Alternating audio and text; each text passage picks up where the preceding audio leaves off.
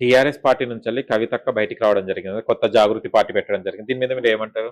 ఆమెకి ఎక్కడ కెపాసిటీ, ఆమెకంత లేదు. ఆ!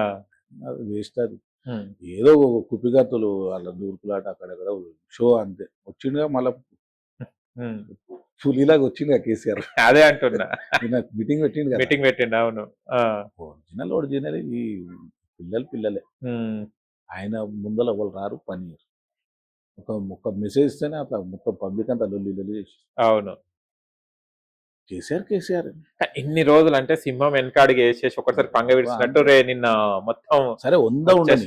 మనం అవును. అనేది చాలా మంది ఇన్ని కోట్లు తిన్నారు, అన్ని కోట్లు తిన్నారు అని కాదు. ఎంతనన్నా తినని గరీబులకే చేసిండు కదా. అవును. వాస్తవం. పబ్లిక్ ఏమనుకుంటారు అంటే నువ్వు ఎంతనన్నా తిను కానీ గరీబులకైతే రైతు బంధు అవి కొన్ని పనులు మంచిగా చేయాలి. అవునవును. బెస్ట్ అది. చాలా కానీ మంది ఆలోచించేది అదే. మనం ఉన్నోని కొట్టి లేనోని పెట్టాలంటారు. అవును. ఆ సామెత రాజుల కాలం నుంచి వస్తుంది. హ్మ్.